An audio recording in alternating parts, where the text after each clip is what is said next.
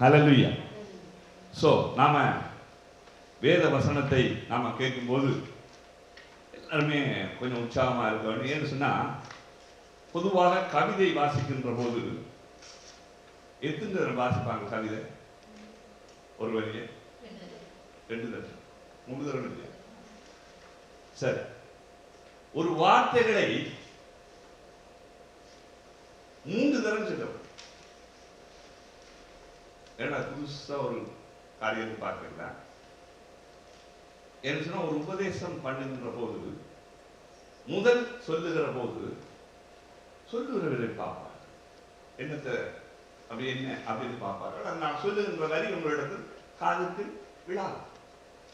இரண்டாவது பேசும்போது அந்த ஓசைகளை கேட்பார்கள், அந்த சத்தத்தை கேட்பார்கள். மூன்றாவது பார்க்கும்போதுதான் அந்த வரிகளை உள்ளிருப்பார். புரியுதா? அந்த கவிதைகள் சொல்லுகிற போது 2 தடவை சொல்லுவார். புரியுதா உங்களுக்கு? சரி, புரிஞ்சா வாயை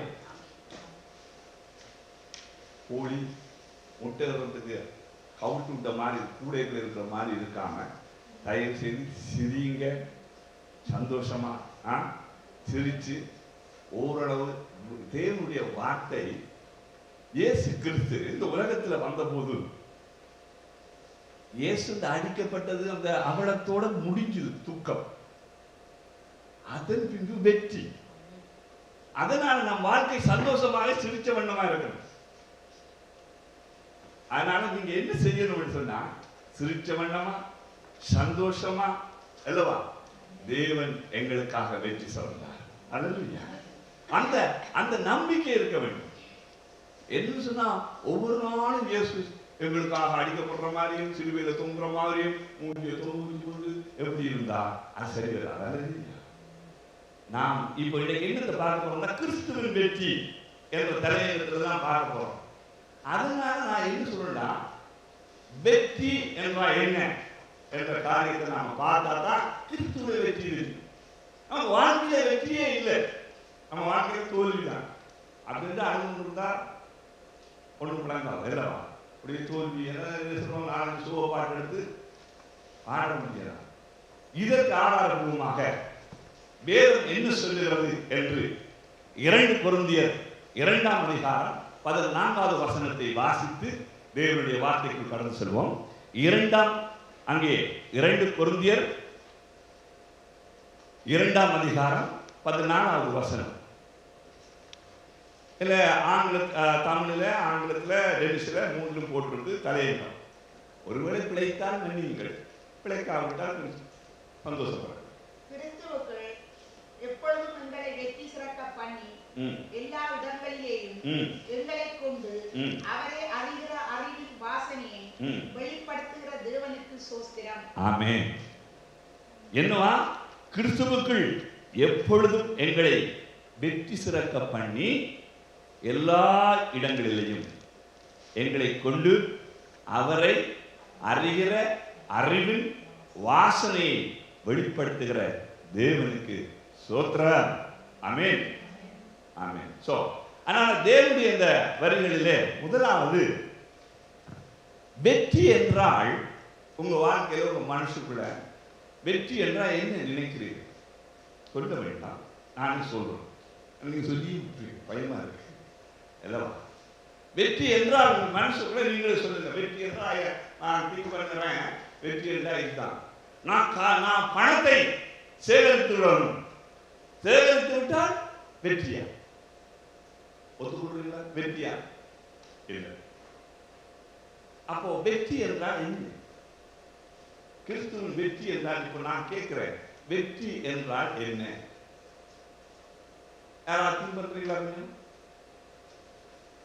நம்ம பிள்ளைகளுக்கு இந்த தமிழ்ல விளக்குதா? எல்லாரும் டென்ஷனை மொழி வைக்கிறோமா? பிள்ளைகள் சொல்லுது வேணாம்ப்பா வேணாம், நாங்க தமிழ்லே நாங்க அனுபவிச்சிடறோம். ஆனா அந்த நியூஸ்ல சொல்லி கொள்ளாத நாங்க ரொம்ப கஷ்டப்பட்டுருவோம் அவங்களுக்கு பயத்துல பிள்ளைகள் சொல்லிட்டு வேண்டாம். அல்லேலூயா, நல்லா இருக்கு. சரி, பரவாயில்ல. அதனால வெற்றி என்றால் என்ன? பணத்தை சம்பாதித்து விட்டால் வெற்றியா? வீட்டை வாங்கி விட்டால் வெற்றியா? காரை வாங்கி விட்டால் வெற்றியா? நல்ல மனைவி கிடைத்து விட்டார் என்றால் வெற்றியா? நல்ல கணவன் கிடைத்து விட்டார் என்றால் வெற்றியா? என்னதான் வெற்றி? நல்ல பிள்ளைகள் எங்களுக்கு அமைந்து விட்டது என்பதால் வெற்றியா? இதெல்லாம் வெற்றி இல்லை. வெற்றி என்றால் என்ன? முதலாம் நான் என்ன எப்பவுமே இடத்து முடக்கத்தான் பேசுவேன். அதனால நீங்க நல்லா யோசிக்க. வெற்றி ஏன்னு சொன்னா, இன்னைக்கு அநேக காரியத்துல, இன்னைக்கு ஓட்ட பந்தயத்திலே ஓடிக்கொண்டிருக்கிறோம், ஒருவனை தோற்கடிக்கிறோம், நான் வெல்லுகிறேன், அதனால் வெற்றியா? ஒருவனை தோற்கடிப்பது வெற்றியா? கொஞ்சம் சிந்திங்க, சொந்தமா சிந்திங்க. இரவுலா சிந்திக்காருங்க. இரவுலா சிந்தித்தா வாழ்க்கை ஃபுல்லா இரவுலா எடுக்க முடியும். இப்போ நான் ஒரு ஓடுகிறேன், ஒரு ஓட்ட பந்தயத்தில் நான் ஓடுகிறேன். நான் ஓடிக்கொண்டிருக்கும் போது ஒருவனை தோற்கடித்து விட்டேன், நான் வென்று விட்டேன், அது வெற்றியா? ஒருவன் தோற்பது வெற்றி அல்ல.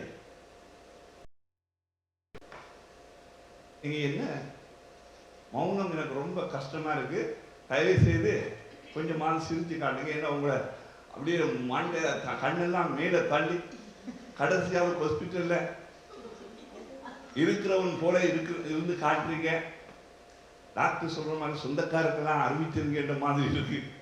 ஏண்டா மொழி கிளி எல்லாம் அங்கே மேலே போகுது, என்னடா வெற்றி வெற்றிட்டு இருந்தோம் அப்படின்ட்டு கடைசி மூச்சு மாதிரி இருக்கு. அதனால தயவு செய்து கண்ணை கீழே போடுங்க, மேலே பாருங்க. உள்ள வெற்றி என்றால் என்ன, வாழ்க்கையில என்ன வெற்றி என்றால் தெரியாம இருக்கு, எது என்று ஐயா நான் சொல்றேன். இயேசு சொல்லுற அது நான் இயேசு சொல்லுவதைத்தான் நான் சொல்லுவேன். அதாவது எப்படி வெற்றி என்பது, ஒரு மனிதன், நான் ஒரு ஓட்டப்பந்தயத்தில் ஓடுகிறேன், அந்த ஓட்டப்பந்தயத்தில் ஒருவனை தோற்கடித்து நான் வெற்றி, அதாவது நான் வென்று விட்டேன், அவன் தோத்து விட்டான், அதனால் அவன் தோத்ததனால் நான் வெற்றி அடைந்தேன். சரி, இது நான் வசனத்தின் அடிப்பின்புலே நாங்கள் பார்த்துக்கொள்ளலாம். இப்ப வேதம் நமக்கு தேவன் என்ன சொல்லுகிறார் என்ற கருத்துல நாம ஒரு காரியங்களை இன்றைக்கு வெற்றி வெற்றி வெற்றி பாட்டு ஒன்று இருக்கு அல்லவா? என்ன? கிறிஸ்துவுக்கு வாழும் எனக்கு எப்போதும் வெற்றி உண்டு. கிறிஸ்துவுக்குள்ள வாழ்ந்தாலே வெற்றி. மற்றவனை தோற்கடிப்பது வெற்றி அல்ல, பணத்தை சம்பாதிப்பது வெற்றி அல்ல. பணம் அங்கே நல்ல மனைவி கிடைத்து விட்டால், நல்ல பிள்ளைகள் கிடைத்து விட்டார்கள் என்பது வெற்றி அல்ல. இன்னைக்கு நான் சொல்ற யாராவது அறிவா சிந்தித்தாங்க, குடும்பத்தினர்களே நீங்க அறிவா சிந்திங்க. நீங்க சிந்திக்கிற போது நீங்க அறிவா நீங்க சிந்திச்சீங்கன்னு சொன்னா வெற்றி என்றா என்ன?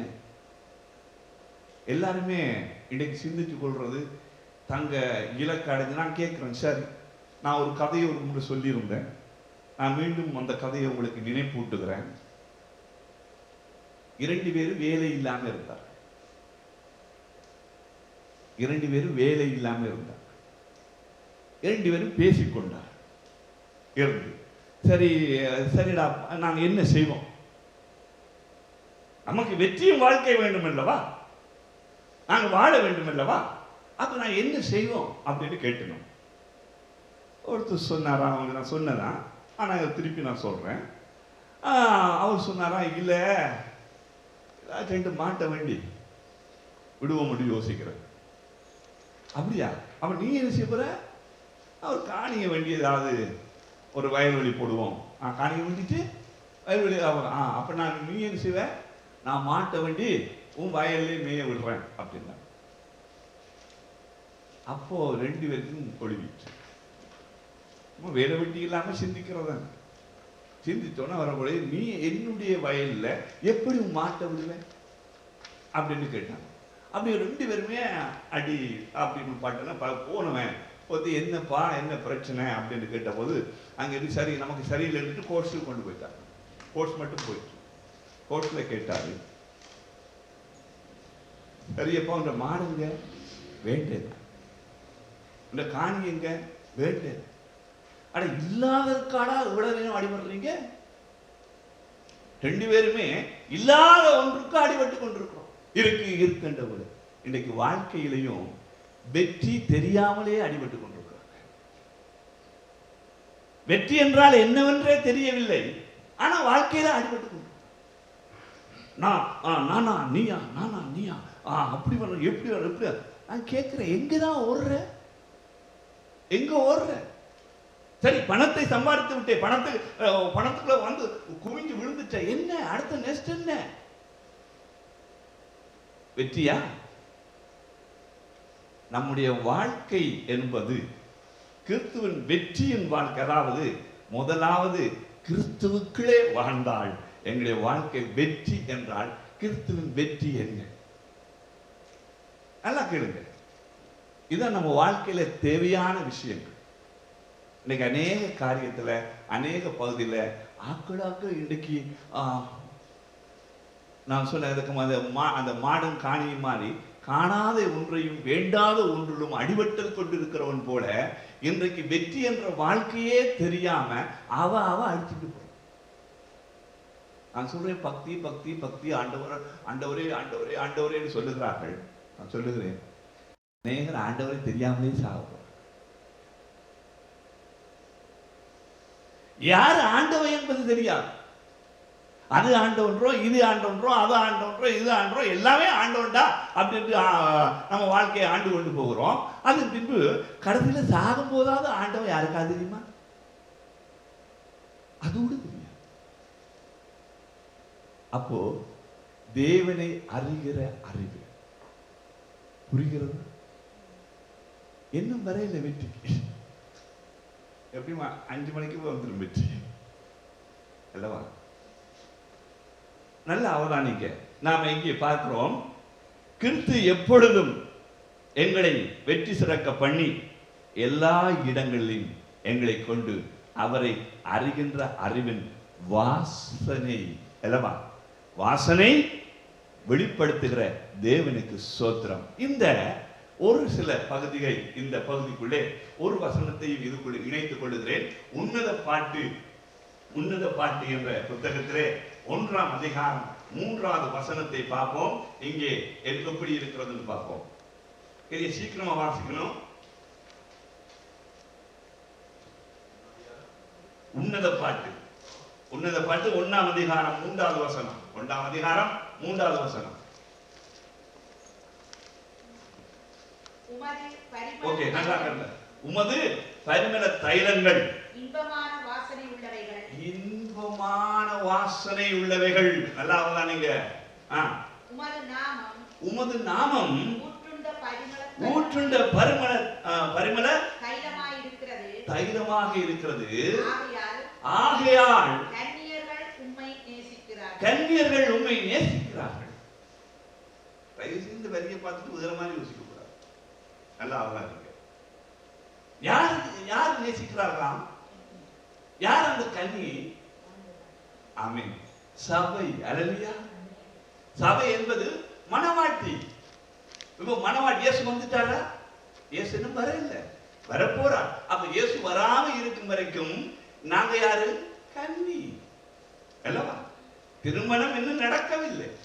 திருமணம் நடக்காத வரைக்கும் நாங்க யாரு?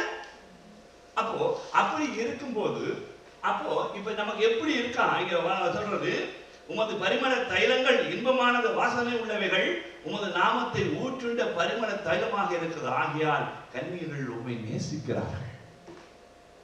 இயேசுவை சபை நேசிக்கிறது. ஏன்னு சொன்னால் வெற்றி சிறந்தது. நல்லா அவதானிக்க வேற ஒருத்தருக்கு கொஞ்சம் ஊற்று நல்லா அவதானிக்க பார்க்கணும். அப்போ இந்த சபையில வந்துட்டு இப்ப சபையாக அப்ப யாரு? சுவை அறிந்தவர்கள், இயேசுவை அறிந்தவர்கள், வெற்றியை சிறந்தவர்கள். அப்போ அவர்கள் அங்கே வாசனை அந்த அப்போ அதனால அந்த சபையார்கள் யார் நேசிக்கிறார்? மணவாளனை நேசிக்கிறார். அப்ப அந்த மணவாளன் இயேசுவை நாங்கள் நேசிக்கிறார்கள். அவர் வெற்றி சிறந்ததனால். நான் ஒரு வாழ்ந்த ஒரு சின்ன ஒரு கதையை சொல்லி இடைக்கிற கதையை சொல்லி நான் கதையை உங்களுக்கு நான் சொல்லி ஒரே வயது படியில போனல உங்களுக்கு கதைன்னு சொல்ல கொஞ்சம்னா உங்க மூணுனா அப்படி வாழ்ந்து உட்கார்ந்து போச்சு. ஒரு ராஜா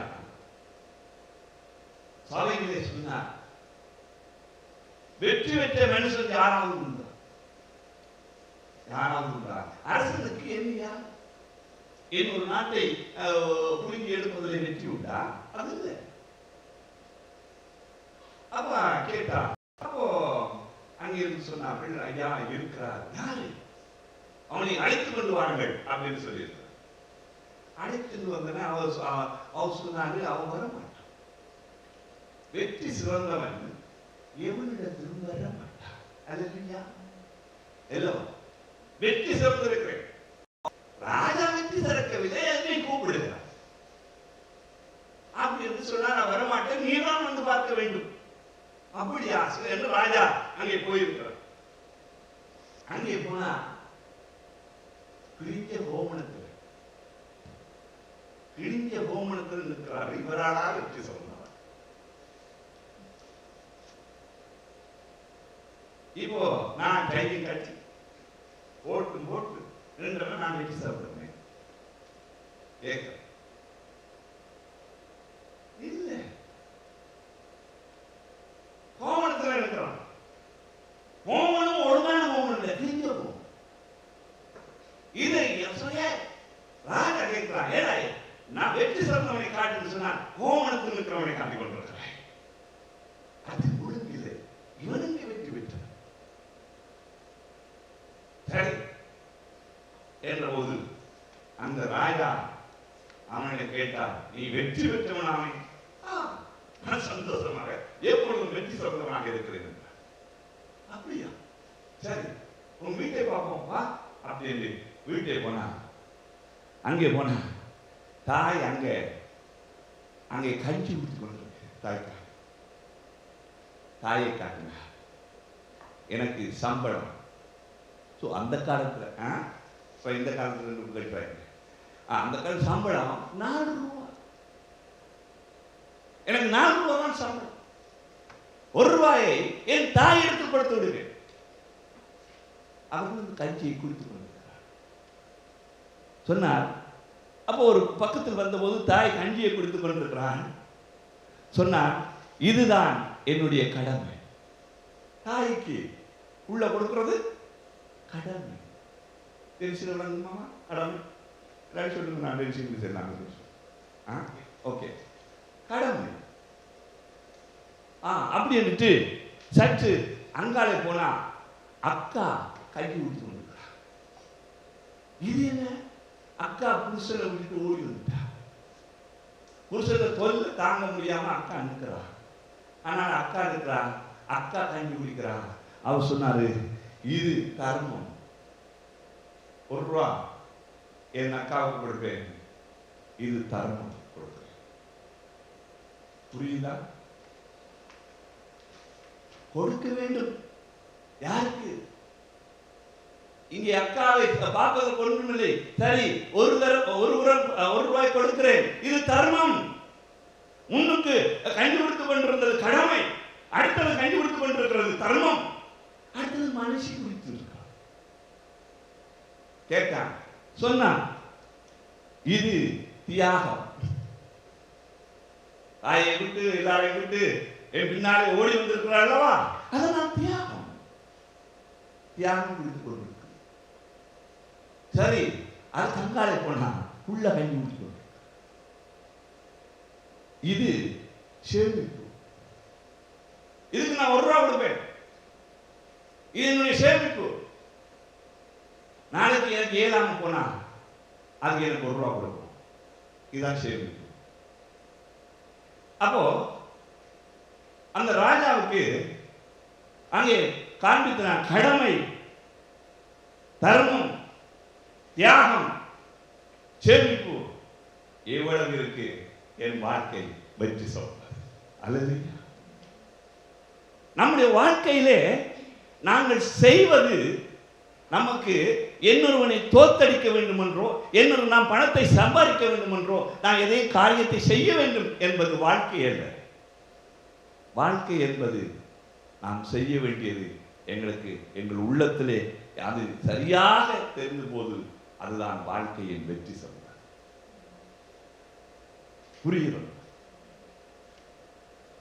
அப்போ நம்முடைய தேவனுடைய பாதையிலே தேவனுடைய காரியத்திலே நாம் கடந்து செல்லும் போது நம்முடைய வாழ்க்கை இன்னைக்கு தேவ சபையில் அநேகருக்கு வெற்றி என்றால் என்னென்று தெரியவில்லை. இன்னைக்கு வாழ்க்கையிலே ஒவ்வொரு இடத்தில் பேசும்போது அவன் என்ன சொல்லுகிறான், நான் தோத்து போனேன் என்று வாழ்க்கையிலே தோல்வியாக இருக்கிறது, எதை எடுத்தால் எனக்கு தோல்வியாக இருக்கிறது என்று என் மைண்டிலேயே தோல்வி தோல்வி தோல்வி தோல்வி என்று எனக்குள்ளே ஏற்பதனால் என்னால் மறுபடியும் சொல்ல முடியும். ஐயா, நான் சொல்லுகிறேன், என்னை ஒருவன் உன்னால் முடியாது என்று சொன்னால், ஆனால் பரவாயில்லை, அவனை எய்திடலாம். நல்லா கேளுங்க, என் ஒருவன் என்னால் சொல்லுகிறான் உன்னால் ஒன்றும் முடியாது அப்படின்னு சொன்னால், ஆனால் முடியும் என்று அவனை எய்திடலாம். ஆனால் நாங்கள் எங்கள் வாழ்க்கையிலே நான் சொல்லுகிற மகா தவறு என்று சொன்னால், எங்களுக்குள்ளே நாங்களே சொல்லுகிறோம் எங்களால் முடியாது என்று. அதுதான் எங்கள் வாழ்க்கையிலே மிகப்பெரிய தோல்வி. புரிந்து கொள்ள என்னுடைய வாழ்க்கையிலே மிகப்பெரிய தோல்வி என்னன்னு சொன்னால், மற்றவன் சொன்னால் பரவாயில்லை, நாங்கள் ஜெயித்துருவோம், ஆனால் எங்களுக்கு நாங்களே சொல்லுகிறோமே, அதான் வாழ்க்கையிலே மகா பெரிய தோல்வி. அம்மான் முடியும். அல்லேலூயா. தேவ பிரியமான தேவ பிள்ளைகளே, எங்களிடத்தில் உலக அறிவுகளை விட தேவன் எங்களுக்கு கொடுத்த ஞானம் அறிவு எங்களுக்கு கூடுதல். எங்களுக்கு அவ்வளவு அறிவுகளை தந்திருக்கிறார். இயேசுவின் வெற்றி என்ன என்று பார்ப்போம். இன்றைக்கு நாங்க எல்லாருமே என்ன சொல்லுவாங்க, அவுடி கார்ல வர வேண்டும், பென்ஸ் கார்ல வந்து இறங்க வேண்டும், நான் வெற்றி வாழ்க்கையை வாழ்கிறேன் என்று காண்பிக்க வேண்டும் என்று அந்த வாழ்க்கையிலே நீ உன் சிந்தையிலே எண்ணி நீ ஒரு வாழ்க்கையை நீ ஓடுவாக இருந்தால் உன் வாழ்க்கையிலே அதுதான் தோல்வியின் முனை என்பதை மறந்து விடாது. நல்லா அவதானிங்க. என் இயேசுவை நான் சொல்ல போகிறேன். என் கர்த்தராகிய இயேசு கிறிஸ்து யாரு? ராஜாதி ராஜா. இப்ப நான் வசனத்துக்குள்ள இருக்கிறேன். நம்முடைய கர்த்தராகிய இயேசு கிறிஸ்து ராஜாதி ராஜா. அவர் பெரியவர், அவர் உயர்ந்தவர், எல்லாமே உள்ளவராக இருந்த என் கர்த்தராகிய இயேசு கிறிஸ்து, நல்லா அவதானிங்க, அவர் இந்த உலகத்துக்குள் வந்தபோது எப்படி வந்தார்? தன்னை அதுல ஒரு சரி, நாம ஏன் அப்படி போடுவோம்? கொலோசியரை கொஞ்சம் வாசிப்போமே. கொலோசியர் 2ஆம் அதிகாரம் 15வது வசனம். கொலோசியர் 2ஆம் அதிகாரம் 15வது வசனம் வாசிப்போம். நாம் வேதத்தை பார்ப்போம். நாம சந்தேகமா சொல்லுவோம் வசனத்தை. எல்லாம் அதிகாரங்களையும் உதிர்ந்து கொண்டு வெளியரங்கமான கோலமாக்கி அவைகளின் மேல் சிலுவையிலே வெற்றி சிறந்தார். ஹல்லேலூயா. இயேசு கிறிஸ்து சிலுவையிலே, ஐயா அல்ல ஒரு வசனத்தை வாசிங்க. அந்த துரைத்தனங்களையும் அதிகாரங்களையும் உருந்து கொண்டு வெளியரங்கமான கோலமாக்கி, வெளியரங்கமான கோலமாக்கி. ஐயா, இந்த அந்த கலண்டர்ல இருக்கிற கிறிஸ்து இயேசு கிறிஸ்து சிலுவையில தொங்குவார். கலண்டர்ல கோமணத்தை கொஞ்சம் ஒரு மாதிரியாக கட்டி கட்டி, ஆனால் இயேசு கிறிஸ்து கோமணம் கூட இல்லை. அந்த நாட்களிலே ஒரு மரண தண்டனைக்குள் போகிறவனுக்கு எதுவுமே இருக்கு. ஆனா என் ராஜாதி ராஜா, அவர் பெரியவர். ஆனா சிலுவையிலே இருக்கும்போது அந்த கோலம் கொண்டவராக இயேசு கிறிஸ்து அந்த நிலையிலே நிற்கிறார். மிகவும் நான் பார்த்து கொண்டிருக்கிற நானும் நீங்கள் இன்னைக்கு கிறிஸ்துவை பார்த்து கொண்டிருக்க சிலுவையை நோக்கி பார்க்கிற எவன் என் இயேசு தோத்து போனாரே அப்படித்தான் சொல்லுவோம். தோல்வி என்பது எங்களுடைய கணக்கீடு. அங்கே ராஜகோலத்தில் நின்று சிலுவையிலே சுமந்திருந்தால், ராஜ முடியோடு சேர்ந்து சிலுவையிலே தொங்கியிருந்தால் அது இயேசு வெற்றி சிறந்தார் என்று சொல்லியிருப்போம். அவருக்கு கொடுக்கப்பட்ட முடி என்ன? ராஜமுடி என்ன? அவருக்கு கொடுக்கப்பட்டது முள்முடி. அவர் ஆடைகள் அல்ல, அவர் தலையிலே முள்முடி தான் இருந்தது. ஆனா யாரோ காணந்த படத்துல கேலண்டர்ல இந்த சைனிங் பண்றவங்க, இந்த படம் வரைகிறவர்கள் அப்படி இப்படி போட்டுக்கிட்டு அப்படி செய்கிறார்கள். அது உண்மை அல்ல. இயேசு கிறிஸ்து, இதை இயேசு கிறிஸ்து அவர் வெற்றி சிறந்தார் என்று நாங்கள் சொல்லுகிறோமே, சிலுவையிலே அவர் இருந்து அந்த கோலத்தோடு அவர் தேவன் ராஜாவாக இருந்து அவர் வெற்றி சிறந்தார். அந்த இடத்திலே அவர் எதையுமே துடிக்கல. என் ஜனத்தை காப்பாற்ற வேண்டும் என்று சொன்னால் என்னுடைய முழு இரத்தமும் நான் இந்த பூமியில சிந்தினால் என் இரத்தத்தினாலே என் பிள்ளைகள் வெற்றி பெறுவார்கள். என் இயேசு தான் வந்த காரியத்தை சரியாக முடித்தார். அதனால் அவர் வெற்றி சிறந்தார். அல்லேலூயா. நல்லா அவதானிங்க. அவருடைய நல்ல, அதாவது அவர், நான் சொன்னேனே முதல் ஒரு கதை சொன்னேனே, கோமணம் கிழிந்த கோமணத்தில் இருந்தது நான் கதை சொன்னேனே. அவன் பார்த்து 4 குடும்பம், அந்த ஒவ்வொரு 4 குடும்பத்தின் பெயரை பார்த்து சொன்னேனே. அந்த 4 பேர் குடும்பத்தின் பெயரிலே அவன் ஒரு ரூபாயை எடுத்துக்கொண்டு கடமை, தர்மம், தியாகம், அங்கே சேமிப்பு என்று 4 பகுதிகளில் கொடுத்து கொண்டு போனானே. அவனுடைய வாழ்க்கையிலே அவன் தான் இயேசு கிறிஸ்து போல் தன்னிடத்தில் ஒன்றுமே இல்லாமல் இருந்தபோது அவன் தான் வாழ்க்கையை வெற்றி சிறந்தவன். அதே போல என் கர்த்தராகிய இயேசு கிறிஸ்து இந்த உலகத்திலே வந்தபோது, இங்கே என் தேவன் அவர் எங்களுக்கு அவர் வெற்றி சிறந்தது. அங்கே அவர் எல்லாவற்றையும் இருந்து போகும்போது அவர் எல்லாவற்றையும் நல்ல, அங்கே நல்ல மனிதனாக, அதாவது அவர் என்ன, கர்த்தராகிய இயேசு கிறிஸ்து மனுஷனாகிய தேவன் அல்லவா, மனுஷனாக இந்த உலகத்திற்கு வந்து அவர் ஜெயித்தார். அங்கே எது ஜெயித்தா? அவருடைய பண்பு ஜெயித்தது. அதுதான் வெற்றியின் வாழ்க்கை. நம்முடைய வெற்றியின் வாழ்க்கை என்று நாங்கள் எண்ணிக்கொண்டிருப்பது பேசை திறந்தால் காசு, இதெல்லாம் வாழ்க்கையிலே வெற்றி அல்ல. உன் வாழ்க்கையின் தோல்வியின் அடிக்கட்டம். சொல்லுகிறேன், கர்த்தருடைய வார்த்தைகளிலே எவ்வளவு மென்மையான வார்த்தைகள் உண்டு, எவ்வளவு நீதியான வார்த்தைகள் உண்டு. அந்த வார்த்தைகளை நான் நன்றாக அவதானிக்க வேண்டும். இன்றைக்கு வாழ்க்கையிலே நாங்கள் வெற்றி வெற்றி வெற்றி என்று எதை வெற்றி என்றுகிறோம்? யாராவது இதில் இருக்கிறவர் எவராவது சொல்லுங்க பார்ப்போம், நாங்கள் வாழ்க்கையிலே வெற்றி சிறந்தவர்கள். நெவர். இந்த உலகத்தில் இருக்கிற எந்த மனிதனாவது எவனாவது நான் வெற்றி சிறந்திருக்கேன்னா நெவர். ஆசை இருக்கிறது, ஒவ்வொருவருக்கும் ஏதோ ஒரு ஆசை. வாழ்க்கையில் நான் சொல்லுகிறேன், என் இயேசு கிறிஸ்துவை போல எல்லாவற்றையும் விட்டு என் பிள்ளைகள் வாழ வேண்டும் என்று இந்த உலகத்தில் சொன்னார். என் பிள்ளைகள் வாழ வேண்டும் என்று அவர் ஜெயித்தவர் தான் இயேசு கிறிஸ்து. அல்லேலூயா. அவரை பார்த்து தான் இங்கே சொல்லுகிறோம். இப்ப வாசித்து பாருங்க, 2 கொரிந்தியர் முதல் வாசித்த வசனம் தான் 2 கொரிந்தியர் 2ஆம் அதிகாரம் 14வது வசனத்தை இப்ப வாசித்தா கொஞ்சம் வெளிச்சம். கிறிஸ்துவுக்குள்ளே எப்பொழுதும் எங்களை வெற்றி சிறக்க பண்ணின எல்லா இடங்களிலும் எங்களை கொண்டு, அல்லேலூயா. ஐயா, அறிகின்ற அறிவு எது? என்ன அறிவு? தேவனை அறிகின்ற அறிவு, அவருடைய வெற்றியின் வாழ்க்கையை அறிகின்ற அறிவு. அவர்கள் இன்றைக்கு அநேக கிறிஸ்தவர்கள் அங்கே போட்டு இயேசுவை பார்ப்பார்கள். நீ எல்லாம் சிலுவையில் இருக்கிற ஐயா, நான் சொல்றேன், இயேசு வெற்றி சிறந்தவராய் சிலுவையிலே நின்றார். ஏன்னு சொன்னால், ஐயா நான் சொல்லுகிறேன், எங்கள் வாழ்க்கையில ஏதாவது வேணும் என்று பிடித்துக் கொண்டிருக்கிறோமே, அதுதான் எங்களுக்கு தோல்வி. நல்லா அவங்க ஏதாவது வேணும் என்று இருந்தால் அதுதான் எங்களுக்கு தோல்வி. எதுவாக இருக்கட்டும், பிள்ளையா இருக்கட்டும், மனைவியா இருக்கட்டும், ஏதாவது ஒன்றாக இருக்கட்டும், ஐயா இருக்கும் போது நாம் இருக்கும் பணத்தை எப்படி செலவு செய்கிறோம்,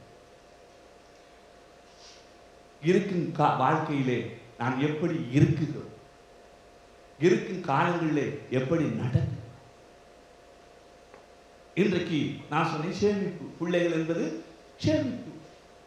நான் சொல்லுகிறேன், எல்லா பிள்ளைகளுக்கும் எப்படியே இருந்தால் ஐயா, இன்றைக்கு பெற்றோர், அது தாய் தகப்பன் இன்றைக்கு பெண்ணின் காசு எதிர்பார்க்க தேவையில்லை. பிள்ளைகளுக்கு சேமிப்பு. தாயின் ரத்தத்திலிருந்து சேமிக்க ஆரம்பித்தது. எல்லாம் பாலை கூட்டி அங்கே கொடுக்க ஆரம்பித்து தாயின் இதிலிருந்து சேமிக்க ஆரம்பித்தது. அது மாத்திரமா? முட்டியில இருந்து, தொட்டில இருந்து, பண்டில இருந்து அப்படியே சேமித்து சேமித்து சேமித்து சேமித்து அப்படியே கொடுத்து கொண்டு வாழ்க்கையில சொல்லுங்க, வெற்றி சிறந்த வாழ்க்கை எங்களுக்கு தேவை. நம்முடைய வாழ்க்கை ஏதோ ஒரு வாழ்க்கை என்று வாழ ஆரம்பித்த மனுஷனா நம்முடைய வாழ்க்கையிலே ஒன்றுமே இல்லை. ஆண்டவருக்கு தேவனுடைய கேட்டார், உனக்கு என்ன வர வேண்டும் என்று கேட்டார். நான் பணக்காரனா? ஆண்டவனிடத்தில் வந்து கேட்கிறார், உனக்கு என்ன வரமப்பா வேண்டும் அப்படி என்று கேட்டா நீங்க என்ன கேட்ப? என் பிள்ளைகளெல்லாம் நல்லா இருக்கணும். தியாகியோ, பிள்ளைகள்லாம் நல்லா இருந்தா? ஒவ்வொருத்தருக்கும் ஒவ்வொரு காரியங்கள் உண்டு. இயேசு கிறிஸ்துடைய வெற்றிகள், நான் ஒரு சில காரியத்தை சொல்லுகிறேன். ஐயா, புத்தி இல்லாத சபைகளாக இருக்காதீர்கள். நீங்கள் புத்தி இல்லாத சபைகளாக இருக்கார்கள். நாங்கள் இயேசு கிறிஸ்துவை அறிந்து கொண்டோம், இயேசுவை நன்றாக அறிந்து விட்டோம். இன்னைக்கு எல்லாம் சொல்லுகிறோம், வசனத்தை எடுங்கன்னு சொன்னால் நாங்கள் வசனம் தெரிந்தவர்கள். வசனங்கள் ஏதாவது ஒரு வசனம் சொல்லுமா அப்படி சொன்னா பிள்ளைகள் சொன்னா உன்னதமான வேறு அதான் சின்ன வயசு நான் பிறக்கே சொல்லியிருந்த வசனங்கள் எல்லாம் உன்னதமானவர் அப்படின்னு எல்லாம். இயேசு கிறிஸ்து உவமைகளாக சொன்ன ஒரு சில கதைகள் உண்டு. மத்தேயு 25ஆம் அதிகாரம். இது நான் நல்ல உங்களுக்கு தெரிந்த முழுமையான கதை தான். ஆனால் நான் சொல்லுகிறேன், வெற்றியின் வாழ்க்கைக்கு கதை சொல்லுகிறேன். தோத்து போனவர்களும் ஒன்று, வெற்றி பெற்றவர்களும் ஒன்று. வாழ்க்கையில வெற்றி வேறு இடத்திலிருந்து வராது, வெற்றி எங்களிடத்திலிருந்து தான் வருது. நல்ல அவதான. என்னை பற்றி அநேகர் தூசிப்பார்கள், அநேகர் போற்றுவார்கள். போற்றுவோரும் தூசிப்போர்களால் எங்களுக்கு ஒன்றும் வரப்போவது. ஆனால் என்னை நானே கேவலப்படுத்தினால்தான் என்னால் வாழ முடியாது. என்னால் முடியாது என்று நானே எனக்கு சொன்னேன்னு சொன்னா, காலையில் எழுப்பும்போது ஐயோ எனக்கு கால் நோவுது, என்னால் ஒழுங்க முடியல, கால் நொந்து கொண்டு தான் இருக்கும். யாராவது பக்கத்தில் இருக்குமாமா அந்த தண்ணி எடுத்துருவாமா, எனக்கு காலையிலாம இருக்கு, ஆறே இருந்தா காலை என்னன்னு தண்ணி எடுத்துருவான்னு சொன்னா, தண்ணி எடுக்க ஆள் இருக்கும் வரைக்கும் கால் இருக்கும். நான் உங்களுக்கு சொல்லுகிறேன், நான் முதல் சொல்லியிருந்தேன். என்ன சொல்லியிருந்தேன்? நீ படுத்திருந்தால் நடக்கப்பார், நடந்திருந்தால் ஓடப்பார், ஓட தெரிஞ்சால் பறக்கப்பார். என் வாழ்க்கையில எது என்னால் நட முடியலையோ அதுல ஒருபடி நான் கூட செய்ய வேண்டும். அதுதான் வாழ்க்கை. யாரா ஓட தெரியுமா? உங்களுக்கு ஓட தெரியுமா? அப்போ பறக்க பாருங்க. இனிமேல் ஓடி ஓடிட்டு சொல்லி பறந்து பார்க்க முடியுமா, பறக்க முடியுமா, பறக்க முடியுமான்னு பாருங்க.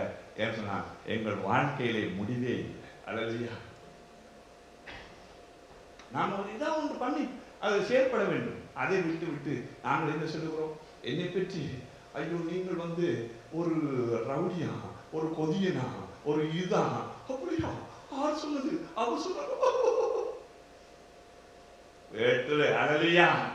அவன் எவன் சொன்னான் பரவாயில்ல, நீ என்ன சொல்ற? நம்மை நாமளே நிதானித்து அறிந்தால் நாம் நியாயம் தீர்க்கப்படும். 1 கொரிந்தியர் 11ஆம் அதிகாரம் 31வது வசனம். இது அப்படி சொல்றது. வசனம் போட்டுறாங்க, தேவையில்லை. நான் சொல்றேன் என்ன ஐயா, நம்மளே நான் நிதானிக்க வேண்டும். நானே என்ன நிதானிக்கிறேன்? நான் சொல்றேன் முடியல, ஏறுதில்லை, நடக்க முடியல, ஓட முடியல, சிரிக்க முடியல. ஐயோ உனக்கு என்ன, நீ எப்படி இருக்க? நாங்க ஜக்கடிச்சா ஓடுறோம்.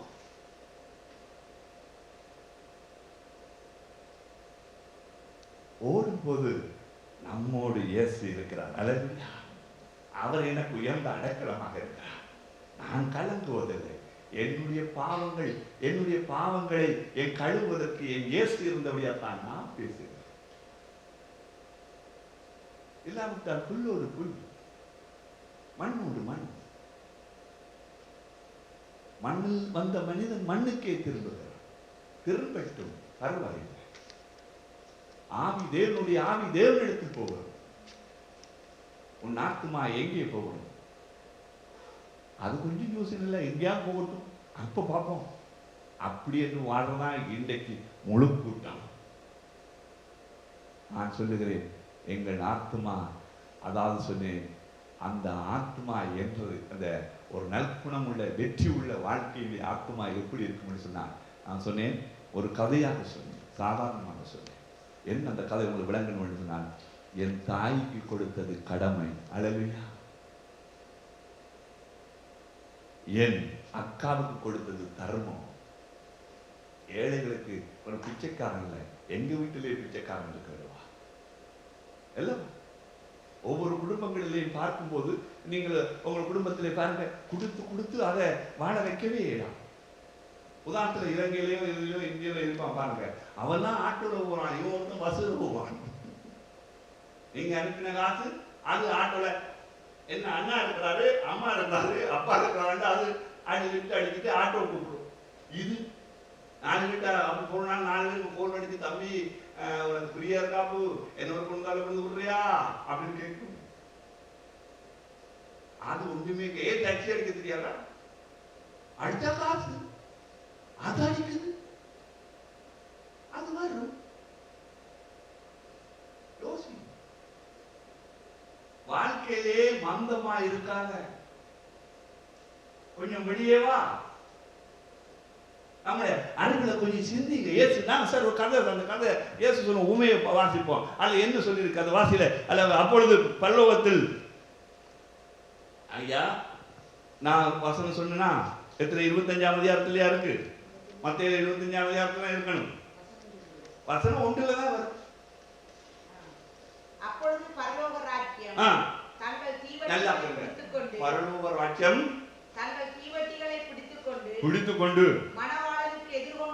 மணவாளனுக்கு எதிர்கொண்டு புறப்பட்டு 10 கன்னிகளுக்கு ஒப்பாயிருக்கும். அவர்கள் 5 பேர் புத்தியுள்ளவர்களும் 5 பேர் புத்தி இல்லாதவர்களுமாய் இருந்தார்கள். 5 பேர் வெற்றி சிறந்தவர்கள், 5 பேர் வெற்றி சிறக்காதவர்கள். புரியுதா? புத்தி என்பதை விடுவோம். புத்தி, ஒருத்தருக்கு புத்தி இருக்கு. நான் சொல்றேன், என்கிட்ட காசு இருக்கு, என்கிட்ட புத்தி இருக்கு. நல்லா வந்தாங்க. என்கிட்ட காசு இருக்கு, என்கிட்ட புத்தி இருக்கு. இப்போ காசு புத்தி ஒண்ணு இல்லை, உதாரணத்துக்கு ஏதாவது ஒன்று எடுங்க, அவ்வளவுதான் சொல்றேன். புத்தி இருக்கு, இப்ப காசு இருக்கு, இப்ப எடுத்துட்டு பசிக்குது. மெக்டானல்ஸ்ல இருந்து எடுத்தால் 1 லட்சத்துக்கு அந்த பிக் மேக் மெனு வந்துட்டு, ஷோ மெனு வந்துட்டு, இது பார்த்தா 80 கிட்ட வரும். அது போயிட்டு சொன்னா 1 லட்சம் குறையுமே, தேவையில்லை, சாப்பிடாம போகும். அப்படி போனா இல்ல கேட்கிறேன், அப்படி போறா. இப்ப புத்தி இருக்கு, புத்தியை யூஸ் பண்ணாட்டி ஒன்றுமே. பணம் இருக்கு, பணத்தை யூஸ் பண்ணாட்டி ஒன்றுமே. உதாரணத்துக்கு சொல்றேன், நல்லா புரிஞ்சு கொள்ளுங்க. இப்போ அடுத்த சொல்ற, சரி ஓகே, இப்போ 2 பேர் இருக்கிறாங்க, நான் யூஸ் பண்றோம், யாரும் யூஸ் பண்ணலன்றது பார்க்க போறோம், அதுதான், அவ்வளவுதான். இப்போ நான் என்னத்தை நான் நல்லா வருங்க. அப்ப வாசிங்க சார், 5 புத்தி உள்ளவர்களும் 5 புத்தி இல்லாதவர்கள். புத்தி இல்லாதவர்கள் தீவட்டி, புத்தி இல்லாதவர்கள் தங்கள் தீவட்டிகளை எடுத்துக்கொண்டு போனார்கள். புத்தி இல்லாதவர்களும் தங்கள் தீவட்டிகளை எடுத்துக்கொண்டு போனார்கள். எண்ணியோ கூட கொண்டு போகவில்லை, தோற்று போனார். நல்லா இருக்கு. இப்ப உங்களுக்கு தெரியும் 10 கன்னிகளுடைய கதை, சின்ன பிள்ளைகளுக்கு தெரியும். எல்லாம் உங்களுக்கு தெரியும். நான் தெரியாதா கை வைத்து காட்டுங்க. 10 கன்னிகளுடைய கதை எனக்கு தெரியாதப்பா அப்படின்னு சொன்னா நான் கொஞ்சம் விளக்கம் சொல்றேன். யாரா தெரியுமா? எல்லாருக்கும் தெரியுமா? தெரியுமாங்க? கை தெரியாதா கை வைத்து காட்டுங்க. தெரியாதா? ஓகே ஓகே ஃபைன், சரி ஓகே. இப்போ இல்ல ரைட், இங்கே வந்துட்டு இயேசு கிறிஸ்து ஓமைகளாக சொன்ன போது எல்லாம் தெரியாதவர்களுக்கு நான் விளக்கப்படுத்த வேண்டும், தெரிஞ்சவர்கள் கேட்டுக்கொள்ளுங்கோ, தெரிந்தவர்களுக்கும் தெரியாததுக்கும் நான் சொல்லி காட்டுவேன். அப்படிதான் என்னுடைய விஷயம் அல்லவா?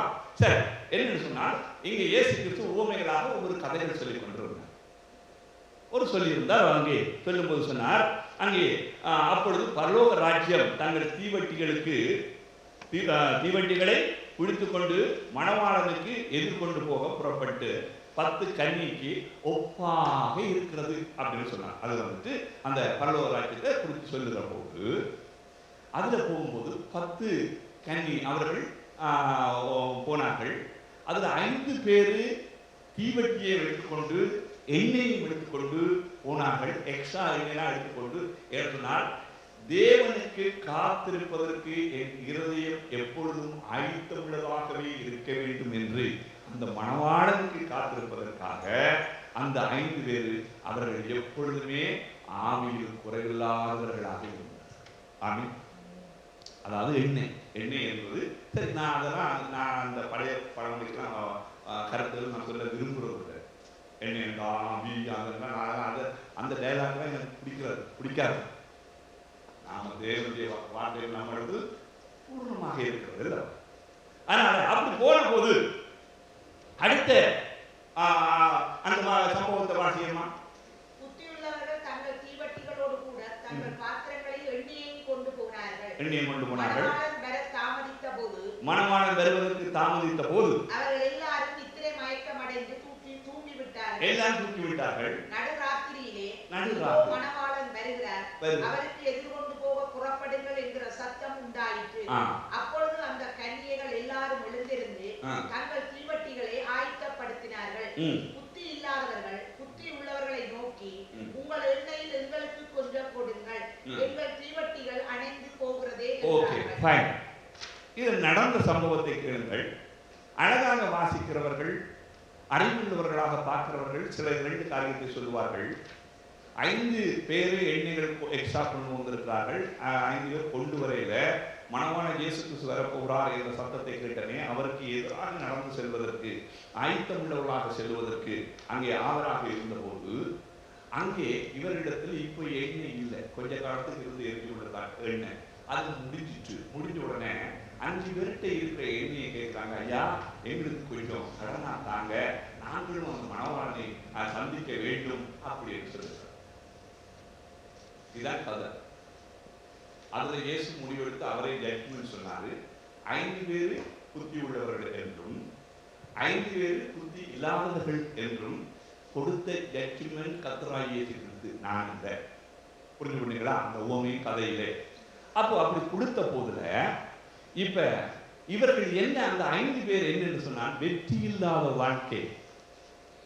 எங்க ஓடி முடிக்கணும்லவா, ஓடி முடிக்கவில்லை அல்லவா வெற்றி. இப்ப என்ன செய்யறாங்க, இன்றைக்கு நம்முடைய வாழ்க்கைகளை 5 கன்னியை போல அந்த அந்த புத்தி இல்லாதவர்கள் வெற்றி இல்லாத வாழ்க்கையை போல அந்த 5 பேர் எப்படி வாழ்ந்தார்கள் தெரியுமா? போவோம், அல்லையா சொல்லிப்போம், பாட்டை பாடுவோம், ஆத்மாவை கர்த்தரையே சோத்தரி எண்ணுவோம், முடியுது எண்ணுவோம், முடிஞ்சா சோறு போடு, இருந்தா கடலை போடு, இருந்தா வடைய போடு, இல்லாவிட்டா வீடு நான் போறோம். எல்லாம் கோயிலுக்கு போறோம். நம்ம பார்வதி அரமாதேவான்னு சொன்னா விபூதிக்கு பின்னால சந்தனம் வரும், சந்தனுக்கு பின்னால குங்குமம் வரும், குங்குமத்துக்கு பின்னால அவள் வரும், இல்லாவிட்டா கடலை வந்ததோ போ. இதுதான் இன்றைக்கு எல்லா பக்திகளும் இன்றைக்கு சொல்லி. நான் கேட்கிறேன், முடிந்தால் அடுத்தது என்ன என்பது மூளைக்கு ஏற்கனவே இன்ஸ்டால் பண்ணிடுவோம். அடுத்தது என்ன நடக்கும் என்பது தெரிஞ்சிடும். ஆனா எப்படிப்பட்ட இந்த 5 பேரும் இதே சம்பவத்துல போனாங்க. இப்ப இந்த 5 பேரிடத்துல எண்ணெய் கேட்டன. இவர்கள் இடிச்சு வயது இருப்பாங்க, லோன் இருப்போம், எல்லாம் லோன் தானே, சரி அப்படி இருந்துட்டு ஆயா லோன் சொல்லி பண்ணி விடாங்கதான் லோன் பண்ணன. அவன் ரிஜெக்ட் பண்ணான். எங்கெல்லாம் போகுது எனக்கு தெரியல, செய்தி போகும் அவ்வளவு. இப்ப நான் என்ன சொல்றேன்னு சொன்னா, அங்கே போன உடனே அவன் சொல்றான், ஐயா நான் என் மணவாளனை சந்திப்பதற்கு நான் முழு ஆயத்தமுள்ள எண்ணெயை வைத்துக் கொண்டிருக்கிறேன், அது உனக்கு பயிர முடியாது. விளங்குதா? என்ன சொல்லுவார்கள்? இங்கே இருந்து என் கணவன் பரலோகம் பெற வேண்டும், என் கணவன் பரலோகம் பெற வேண்டும். கணவன் பெற மாட்டார். அவர் அவரிடத்தில் இருந்தால் தான் இருந்தார். என் மனைவி பரலோகம் பெற வேண்டும், என் பிள்ளை பரலோகம் பெற வேண்டும். பண்ணாலே அப்படி ஜெபிக்காது. பரலோகம் வர வேண்டும் என்றால் செயல்படுத்துங்கள், வெற்றி வாழ்க்கையை காண்பீங்க. இதை எடுத்துட்டு பரலோகம் போகணும், என் பிள்ளை பரலோகம் போகணும், என் பிள்ளை பரலோகம் போகணும். என் சுயநலவாதி, உன்னிட்ட எண்ணியே இல்லை, அதனால இப்படி கத்துற. புள்ள பரலோகம் போகும், புள்ள பரலோகம் பிள்ளையில பிள்ளையோட ஆத்மா இப்ப நான் செத்தா என் ஆத்மா தான் போகும், பிள்ளையோட ஆத்மாவா போகும். அப்ப நீ என்ன ஜெபம் பண்றேன்னு சொன்னா, நீ செத்துச்சு பிள்ளையோட பரலோகம், பிள்ளையோட ஆத்மா போட்டும், பிள்ளையோட ஆத்மா போட்டும். அது மாதிரி புத்தி இல்லாதவர்கள் ஜெபம் பண்ணுங்கள், ஒருவருக்கு ஒருவர் ஜெபம் பண்ணுங்கள், பண்ண வேண்டும் ஜெபம். ஆனால் வாழ்க்கையிலே என் கர்த்தராய் இயேசு கிறிஸ்து எனக்கு வெற்றி சிறந்திருக்கிறார் என்பதை ஒவ்வொரு மனுஷனும் புரிந்தார். அவருடைய வாழ்க்கையில் வெற்றியின் ஆரம்பம். இது அதை விட்டுட்டு என்ன சொல்லுவோம்? நம்ம வாழ்க்கையில தான் இந்த இலங்கையில லாரிகள் போய் கொண்டே இருக்கும். அதுல வந்துட்டு புத்தர் இருப்பார், அதுக்கான முருகன் பிள்ளையார் இருப்பார், அதுக்கான இயேசு இருப்பார், எல்லாம் இருப்பார். அறிவுள்ள ஆமிக்காரன் மறைச்சா புத்தர் இருப்பார், ஆமிக்காரன் மறைச்சா புத்தர் இருப்பாரு. எப்படியே அந்த அப்புறம் அந்த பிரே புக் அந்த அந்த இது எல்லாம் இருக்கு. என்று சொன்னா நான் கேட்கிறேன், வாழ்க்கையிலேயே நீ ஒன்றையும் இன்றைக்கு யார் கடவுள்னு தெரியாம சாகுற எத்தனை கூட்டம் தெரியுமா? இன்றைக்கு செத்தவங்கள முக்காவாசி கடவுள் தெரியாம என்ன விளையாடு? கர்த்தராய் இயேசு கிறிஸ்து மனிதனுக்கு ரட்சிப்பை கொடுக்க வந்தார். அவர் ராஜாவாக இருந்தார், அவர் பெரியவராக இருந்தார். அவர் அந்த வெற்றியிலே அவர் எப்படி வெற்றி என்று சொன்னார்? தன்னிடத்தில் ஒன்றுமே இல்லை, வெறுமையாக பிறந்தேன் வெறுமையாக போகிறேன் என்று சொல்லுகின்ற அந்த யோபு சொன்ன வரிகளைப் போல அங்கே இயேசு கிறிஸ்துடைய வாழ்க்கையிலே அவர் செயல்படுத்தி காட்டினார்.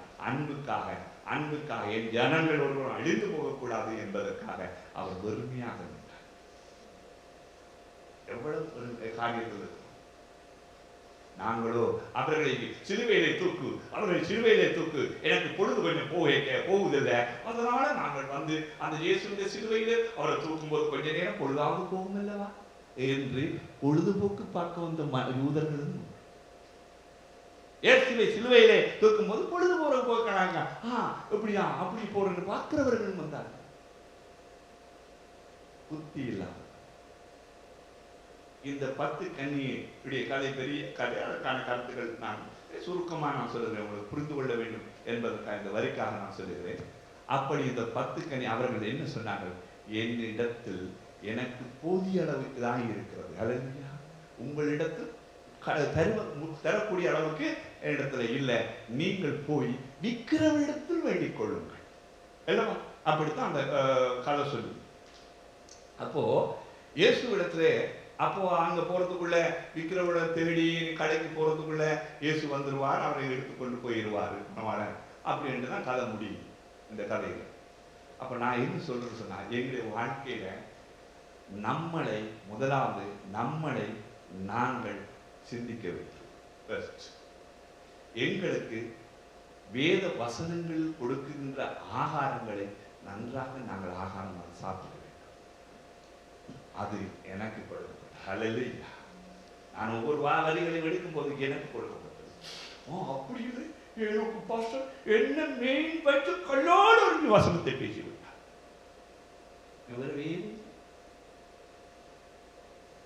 நல்லா தேவன் நம்முடைய வாழ்க்கையிலே வெற்றி சிறக்க பண்ணின கர்த்தராகிய இயேசு கிறிஸ்து அடிமையின் ரூபத்தை எடுத்து எல்லாவற்றையும் சகித்துக் கொண்டு என் இயேசு கிறிஸ்து வெற்றி சிறந்தார். 800 வரிகளை சொல்லுகிறேன். நீங்கள் ஒரு கல்லை எடுத்து மேலே எறியுங்கள், எறிந்தால் அந்த கல்லு எப்போதுமே கீழ் நோக்கி வந்து கொண்டே இருக்கும். நாங்கள் எப்பொழுதும் எங்கள் சிந்தனைகளை மேல் நோக்கி கொண்டிருக்கும் போது கீழ்நோக்கு தக்க ஈர்ப்பு சக்தி அங்கே எங்களை இழுத்துக்கொண்டே இருக்கும். அதே போலதான் நம்முடைய வாழ்க்கையிலே ஜெயிப்போம் என்று நாங்கள் சொல்லும் போது எங்களுக்கு 1000 தடைகள் வந்து கொண்டே இருக்கும். அதை ஜெயித்தால்தான் மனிதன். அல்லேலூயா. நியூட்டன் கண்டுபிடிச்சான் அல்லவா ஈர்ப்பு சக்தி. மரத்துக்கு கீழே அப்படி கீழே விழுந்த போது ஈர்ப்பு சக்தி இருக்குன்னு சொன்னா அந்த அப்படி அது சொல்லிட்டேன் உங்களுக்கு. ஆனால் நான் என்ன சொல்லுறேன்னா, நாமல் எந்த காரியத்தில் வாழ்க்கையிலே நாங்கள் முன்னேறுவதற்கு எவ்வளவு தூரத்தில் நாம் வேகமாக கல்லு எறிந்தாலும் அந்த கல்லு கீழே நோக்கி வரும். அதே போல நம்ம வாழ்க்கையிலே நாங்கள் எவ்வளவு நோக்கமாக நாங்கள் போயிருந்தாலும் அது கீழ் நோக்கி எங்களை இழுக்கிற எங்களை என்ன சொல்ற நாமல் அழிந்து போவதற்கான வழிகள் எங்களுக்கு அநேகமாக இருக்கலாம். நான் சொல்லுகிறேன், அது மேல் நோக்கி பார். அல்லேலூயா. பரவாயில்லை, மேலே மேலே மேலே மேலே போகும். அதை நான் ஒரு கதையை சொல்லியிருந்தேன். ஒரு பெரிய பணக்காரனை பார்த்து இல்லை யார் ஒன்று சொல்லுவோம் இல்லை, இப்போ நீங்கள் ஆலயத்துக்கு உதாரணம் கேட்கிறேன், சரி எப்படி சொல்லுவோம். தேவனுடைய ஆலயத்துக்கு ஒவ்வொரு நாள் போறீங்க, ஒரு நாள் ஓயாம ஜெபிக்கிறீங்க, ஓயாம அது யாரு சொல்றீங்க, ஜெபிக்கிறீங்க, எல்லாம் செய்வீங்க. ஏன் போகணும், ஏன் ஜெயிச்சு போகணும் அப்படின்னு ஒரு கேள்வி உங்களுக்கு வருமா இருந்தா, ஐயா ஒரு பிளைட்டு மேல் நோக்கி போவதற்கு உடனே மேலே போகலாம். முதலாவது தரையில இருந்து அப்படியே நோக்கி அப்படியே மெல்ல அப்படியே மேலே எழுப்பிவிடும். மேலே எழுப்பின உடனே எழுது மேலே பிளைட் பறக்குது. பறக்குது தானே இல்லவா? அதே போல ஆவிக்குரிய ஒவ்வொரு மனுஷனும் சபை கூடுதலை விட்டு விடாதீர்கள். நீ விட்டு விட்டால் ஒரு கேள்வி என்ன ஆகும் இப்போ சொல்லுங்க. அதாவது மேல் நோக்கி கொண்டிருக்கிற பிளைட்டு, நான் தானே ஆவிக்குரியவனாக ஆகிவிட்டேனே, என்னையே நான் சேர்ச்சிக்கு போக வேண்டும் அப்படி என்று என் சிந்தையிலே நான் எண்ணிக்கொண்டு அந்த பிளைட்டை நான் இப்போ மோட்டரை ஆஃப் பண்ணி விடுகிறேன். அது இப்போ எங்க வரும்? மேலே பறந்து கொண்டிருக்கும் பிளைட்டு இப்போதான் நாங்கள் மேலே எல்லாம் வந்துட்டோமே, பிளைட் மேலே வந்துட்டோமே, நீளத்துக்கு சேர்த்து நாங்கள் சொல்லுவோம்னு சொன்னால் எடுத்து நாங்கள் அப்போ பிளைட்டை இன்ஜினை ஆஃப் பண்ணி விட்டால் பிளைட் எங்க வரும்? கீழே வரும். கீழே எப்படி வரும்? முன்னிலைமைகளும் பின்னிலைமை அதிகமாக வரும்.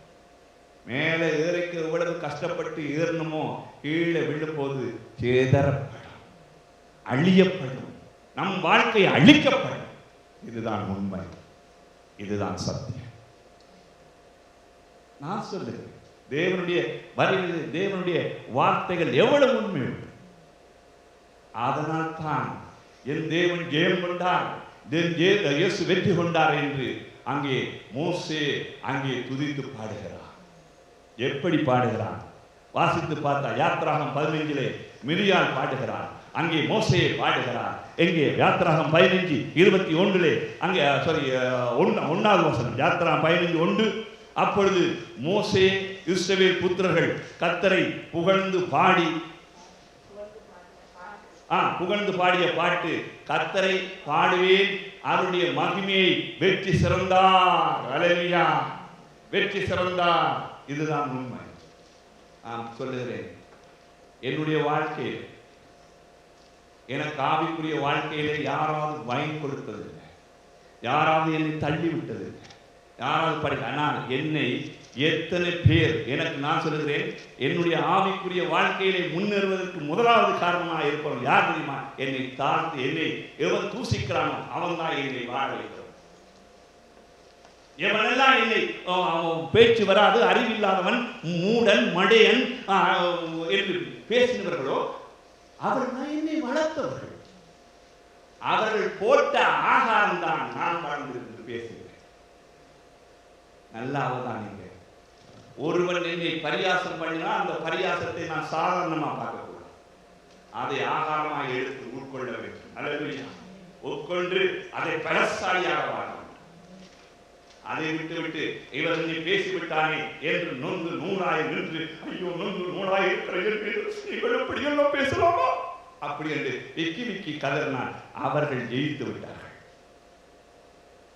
நான் சொல்லுகிறேன், எவன் என்னை என்னை விழுத்த வேண்டும் என்று இருக்கிறானோ அவனுக்கு வளைந்து விடுகிறார். ஆமென். என் கர்த்தருக்கு மாத்திரம் வளைந்து, எங்களை தாக்குவதற்கு 1000 பேர் நம்மளை இவன் ஏறாது யூஸ்லெஸ் அப்படி சொல்றோம். என்னையும் அப்படித்தான் சொல்றேன். என் தாயார் சொன்னார், என் அக்கா சொன்னார், என் குடும்பமே சொல்லிச்சு. கிட்டத்தட்ட தாவீதின் வாழ்க்கை, தாவீதுடைய தகப்பனுக்கு தாவீதை தெரியவில்லை. எல்லா பிள்ளைகளையும் கூட்டிக் கொண்டு வந்து சாமுவேல் இடத்தில் கொண்டு சொன்ன போது அங்கே எல்லா பிள்ளைகளும் வந்து விட்டார்கள். இளந்தானா பிள்ளை என்று சாமுவேல் கேட்ட போதுதான் அவனுக்கு தகப்பனுக்கு மண்டைக்குள்ள ஐயோ ஒருத்த நாங்க ஆடி வச்சு கொண்டிருப்பேன், அதுக்காது லேக்கு இல்ல. அப்படித்தான் என் குடும்பம். நான் என் குடும்பத்தில் யார் என்ன மதிக்க எங்கே குடும்பத்தில் மாற்றம் இல்லை. எங்கேயும் நல்லா நம்முடைய வாழ்க்கையில தயவு செய்து வெற்றி இல்லை, தோல்வி தோல்வி. நான் சொல்லுகிறேன், மெற்றவன் சொல்வதை விட நீ சொல்வதாயா வேறு. இதை நினைத்து தான் கர்த்தராகிய இயேசு கிறிஸ்து கலங்கிக் கொண்டிருக்கிறார். அல்லேலூயா. அதனால தேவ பிள்ளைகளே, அங்கே நாம் பாடலை பாடுவதை போல அப்பொழுது மோசே இஸ்ரவேல் புத்திரர் கர்த்தர் புகழ்ந்த பாட்டு, கர்த்தரை பாடுவேன், அவர் மகிமையின் வெற்றி சிறந்தவர். எனக்காக இயேசு வெற்றி சிறந்தார், என்னை வாழ வைப்பதற்கு. உன்னால் வாழ முடியும். அல்லேலூயா. உன்னால் வாழ முடியும், ஜெயம் கொள்ள முடியும். யார் உதவியாக இருக்கிறார்? என் கர்த்தராகிய இயேசு. அவருடைய இரத்தம் சகல பாவங்களையும் அல்லேலூயா சகலத்தையும். நாங்கள் எழுந்து ஜெபிக்கிறோம். எல்லாரும் எழுந்து ஜெபிக்கிறோம். ஹல்லேலூயா. தேங்க் யூ இயேசு. தேங்க் யூ பிதா. பரிசுத்த ஆவியானவரே, இந்த அருமையான இந்த வேளைக்காக உம்மை நன்றியோடு துதிக்கிறேன், உம்மை நன்றியோடு ஸ்தோத்திரிக்கிறேன். ஹல்லேலூயா ஹல்லேலூயா. தேங்க் யூ இயேசுவே. உம்மை நன்றியோடு துதிக்கிறோம். Hallelujah. Thank you thank you. எல்லாருமே வாய்களை தந்து, ஐயா தோல்வி தோல்வி தோல்வி தோல்வி என்று உன் வாழ்க்கையில எண்ணாதே, நீ வெற்றி சிறந்தவன் வெற்றி சிறந்தவன். அல்லேலூயா. அந்த வாழ்க்கையிலே காரியத்தில் நெவர் நெவர் நோ, என்னோடு உயர்ந்த அடைக்கலமான உண்மை உள்ள தேவன் என்னோடு இருக்க நான் அசைக்கப்படுவதில்லை. நான் அசைக்கப்படுவதில்லை. நான் ஒருபோதும் அசைக்கப்படுவதில்லை. நான் ஒருபோதும் அசைக்கப்படுவதில்லை. என் கர்த்தர் நம்மோடு கூட இருக்கிறார். நம் கர்த்தர் என்னோடு கூட இருக்கிறார். அவர் வெற்றி சிறந்தார். அல்லேலூயா. அங்கே என் இயேசு கிறிஸ்து சிலுவையிலே அம்மனமாக நின்று தொங்கிக் கொண்டிருந்த போது கூட எல்லாரும் பரியாசம் பண்ணினார்கள். தோத்து விட்டார் என்று சொன்னார். அவர் உயிர்த்து விட்டார் என்பது ஜனங்களுக்கு தெரியவில்லை. தோத்தது மட்டும்தான் தெரிந்தது. இன்றைக்கு நம்முடைய தோல்விகளை என் ஜனங்கள் பார்த்து கொள்ளும். ஐயோ, இவர் விழுந்து விட்டார், இனி இவர் எழும்ப மாட்டார், இவர் அப்படி போய்விட்டார், இனி இவர் எழும்ப மாட்டார் என்றுதான் தெரியும். ஆனால் இயேசு கிறிஸ்து 3ஆம் நாள் எழுந்தார். அதுதான் உண்மை. அல்லேலூயா.